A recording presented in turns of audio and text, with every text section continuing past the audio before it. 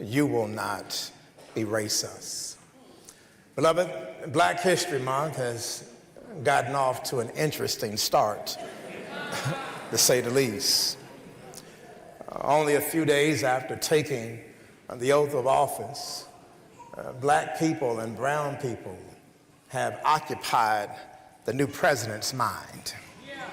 In fact, when you look at some of the actions that this administration has taken, there is a deliberate attempt to try to get rid of anything that is black, anything that is brown, anything that is different or other, or anything or anyone that is non-white, non-male, non-straight, non-Eurocentric, non-quote-unquote normal, non-Christian, non-conservative, non-wealthy, non-able-bodied, non-English speaking, non-suburban, non-traditional, non-privileged, non-conventional, non-native born, non-conforming, non-mainstream, and not fitting within somebody's narrow, parochial, insecure, xenophobic, white privileged, white supremacist, white nationalist, patriarchal, exclusionary, fearful, elitist, bigoted, am I getting down the street eventually here,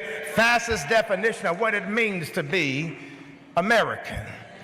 You see, when you look at what's taken place here, there is this attempt to try to say that if we celebrate Black history, that somehow it induces guilt. Or sometimes maybe you should feel guilty. That when we talk about Black history, that it distorts the truth. We're not telling a lie, we're just telling you facts that you don't want to hear. And that it is reverse discrimination, or that it creates division, and that it makes our children feel bad. Well, you should have thought about that before you did what you did in the first place.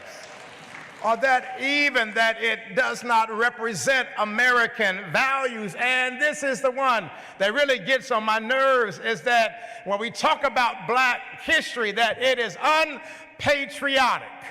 And that's the one that struck a nerve for me. Because you can't talk about this country without talking about us.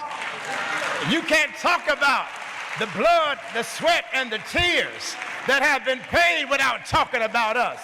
In fact, the first person who died during the American Revolution was a black man by the name of Crispus Attucks.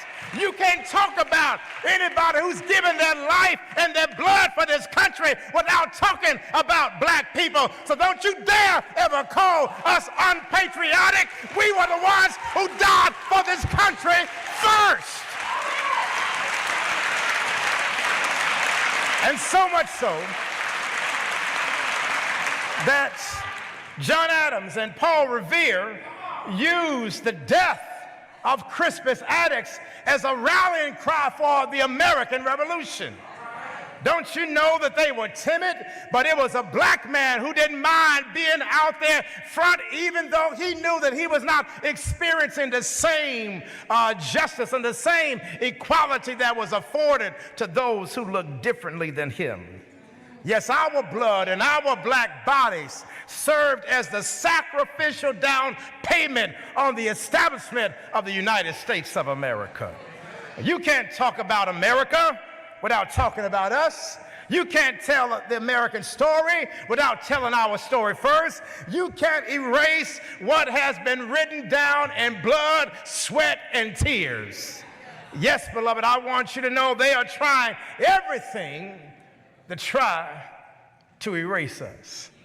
But you cannot erase us, and you will not erase us. You know, my wife, I was telling her about, I said, when I'm thinking about preaching, I said, what do you think? Should it be called You Cannot or You Will Not? And we were having this whole debate, and she knows that, you know, I really am, you know, meek and mild, but what did Langston Hughes say? Beware. The moment you finally say something. And I was sitting up here thinking, I said, should it be you cannot or you will not?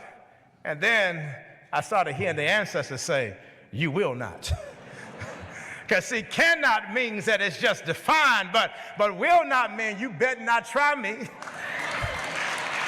And beloved, we are here today because this scripture reminds us in Deuteronomy that Moses was trying to help the people to understand that they have to keep telling their story. Beloved, there's always going to be somebody else who's trying to prevent you from telling your story. But when you know what we know and you know how God has moved in your life, you better give God praise every step of the way, thanking God for everything, because you know that you would not be here without God. That's why Moses says to be careful and to what? Watch.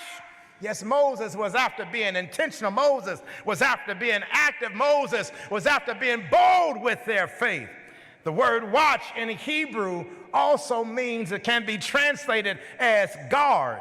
It's like a warrior standing at the post. So when Moses says, be careful and watch, what Moses was saying is that when you're watching, also be guarding. And as we're going through this experience right now as black people in America who have been kissed by nature's son, we've got to be on guard. We can't be in a passive observation type of mode. No, we've got to be on guard. We've got to be protecting ourselves. We've got to be on guard. We've got to be in a defensive type of way and also in an offensive type of way. We've got to be the resistance, letting them know that even when Black History Month was founded by Carter G. Woodson in 1926, he did not establish Black History Month because it was acceptable, but he established it because he understood that somebody had to do it. There was no DEI. He just said, I'm going to talk about our lives and our history. And so many of us, we're so upset that they're banning books and that they're banning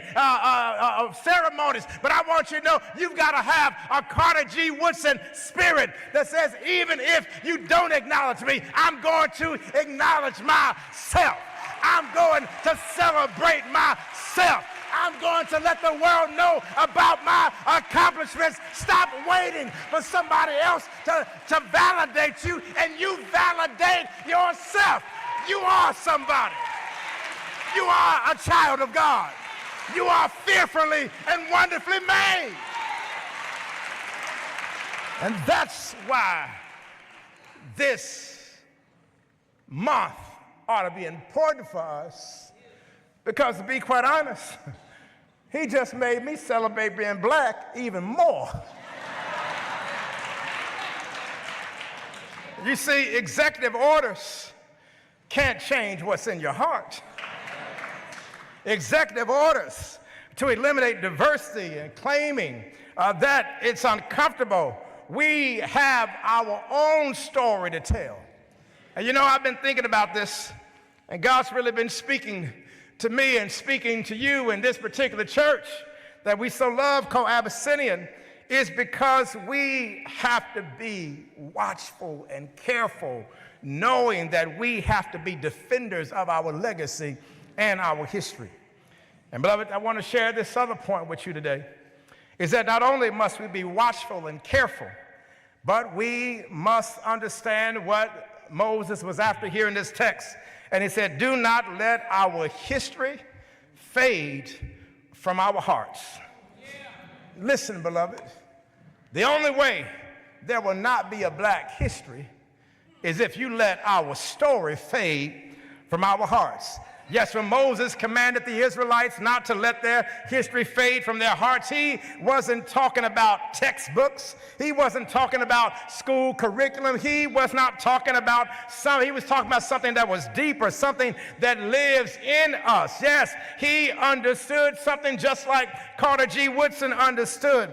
You know, when Carter G. Woodson founded Negro History Week in 1926, he did it during the height of Jim Crow and Jane Crowism. He didn't wait for approval from governors or from presidents. He didn't seek validation from school boards and politicians. He did what Moses commanded us to do, and that is that he refused to allow for his history to go to waste, all because he was waiting for somebody else to say it was okay. And just like Dr. Carter G. Woodson, you and I must understand that black history doesn't live in the White House. It doesn't live in state capitals. It doesn't live in executive orders. It lives in us.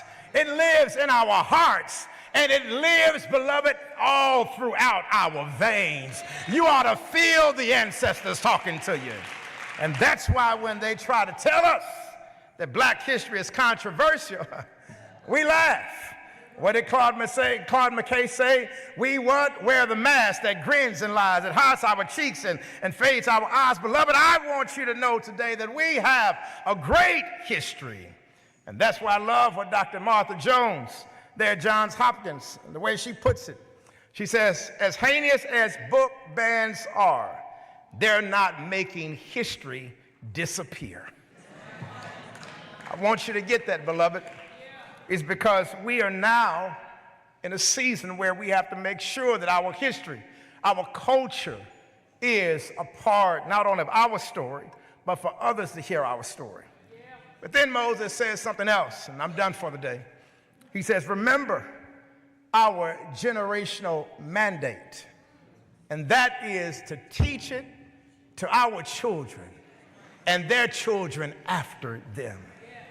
Beloved, we have a mandate to make sure that our history is taught. We have a mandate to make sure that our legacy continues to move forward.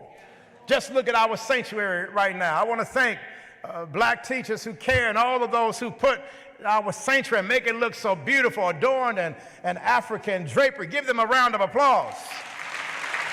We're teaching our children. And so let me tell you today, something today, is that you cannot erase the hands that built the White House. You cannot erase the minds that produced over 60,000 patents. You cannot erase the voices that gave America its soul through music.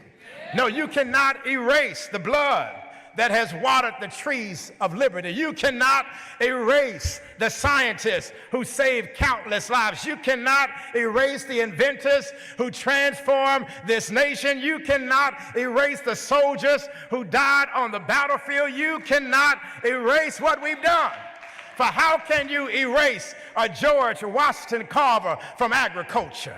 How can you erase Katherine Johnson from space? How can you erase Garrett Morgan from every traffic light that you come in contact with in America? How can you erase Madam C.J. Walker from modern business practices? How can you erase Dr. Charles Drew? How can you erase Black Wall Street? How can you erase Fannie Lou Hamer? How can you erase Daniel Hale Williams? How can you erase Ida B. Wells? How can you erase Benjamin Banneker, Maya Angelou, Dorothy Height, Ralph Bunche, Percy Julian, Bessie Coleman, Thurgood Marshall, Shirley Chisholm, Duke Ellington, Rebecca Lee Crumpler, John Lewis, Jane Bolin, Frederick Douglass, Paul Robeson, Mary McLeod Bethune, Barack Obama, and Kamala Harris?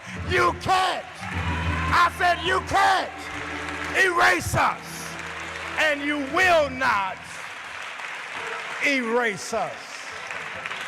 Beloved, it's time for us to tell our own story. We're brilliant, we're talented, we're gifted, and maybe this is a wake-up call for us to stop looking to them to tell our story.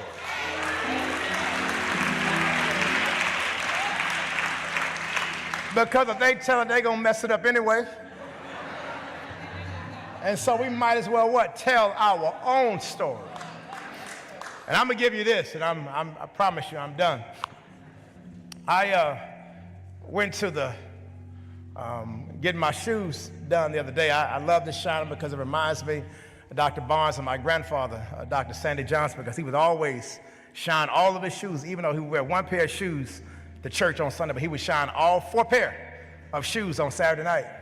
And I remember one time that I was down there shining my shoes with my grandfather, and he said something to me that I never forgot about.